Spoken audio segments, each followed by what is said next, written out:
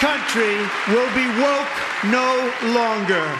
President Trump ended federal DEI programs. Ended the tyranny of so-called diversity, equity, and inclusion policies. But why?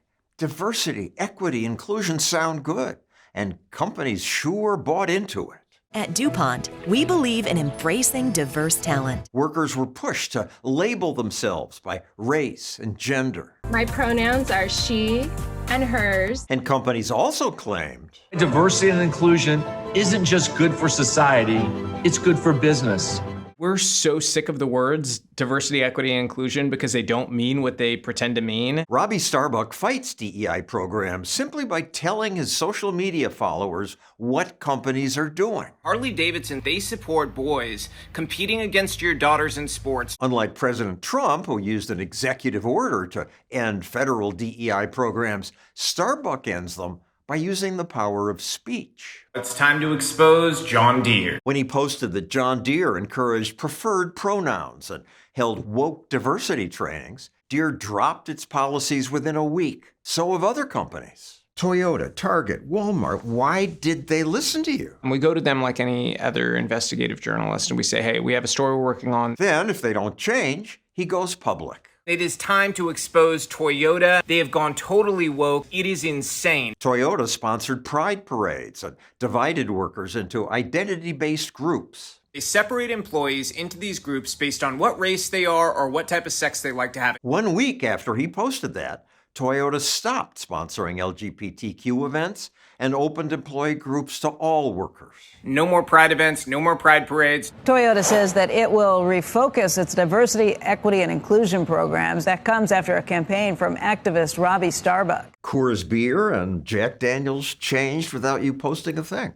Yeah. Starbucks says all he had to do was start looking into these companies, and they dropped DEI policies. Last week, we reached out to the CEO and president of Molson Coors. Coors was mandating DEI trainings and donating to pride events. No more. This page used to exist, and it no longer does. Now that page looks like this. Isn't it beautiful? I like diversity. Inclusion is wonderful. They sound warm and fuzzy. You know, it's why at the beginning it got a lot of buy-in from people. It's like, I want to be accepting of people around me. I want to include everybody. I don't want to be mean. Yeah. What it actually turned out to be in reality looked a lot more like crazy trainings, overtly racist hiring practices, diametrically opposed to the very warm, fuzzy-sounding words they try to sell.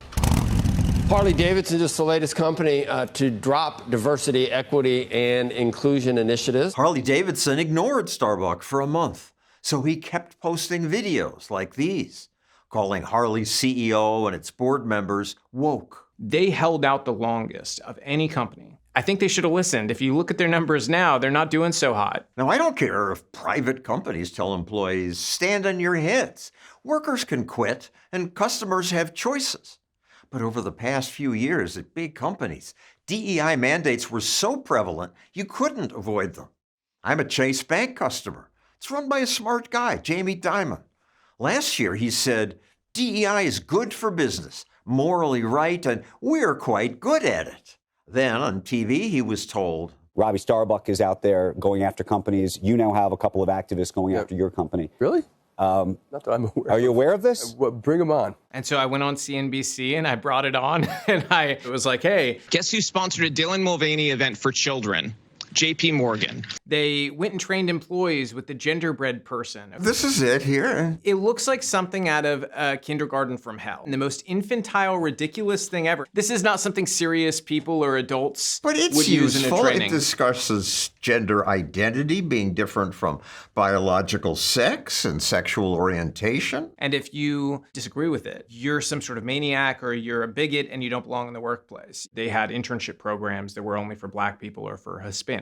But it seems appropriate. It's reparations. We don't have reparations in this country, last time I checked. When Starbuck exposed JP Morgan's policies, Dimon said, I saw how we were spending money in some of this stupid and it really pissed me off. Yep. So this is a quick turnaround, right? Very quick. In my many years of reporting, I don't think I've ever seen changes this fast. And DEI activists are angry about it.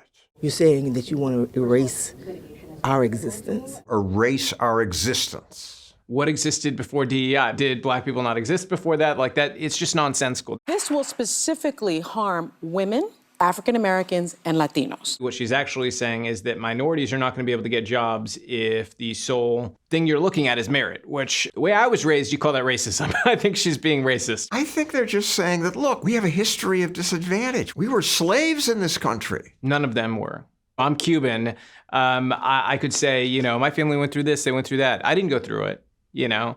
I'm not going to claim their disadvantage as my own disadvantage. Use your wallet as a weapon, use your voice, and speak up. We're not going to fall for the same stupid stuff anymore. We're going to judge people based on merit and on who they are, how they do their business every day, not on what they look like and their immutable characteristics, like their skin color. If you've had interesting experiences with a DEI department at your workplace, please let us know about it in the comments below.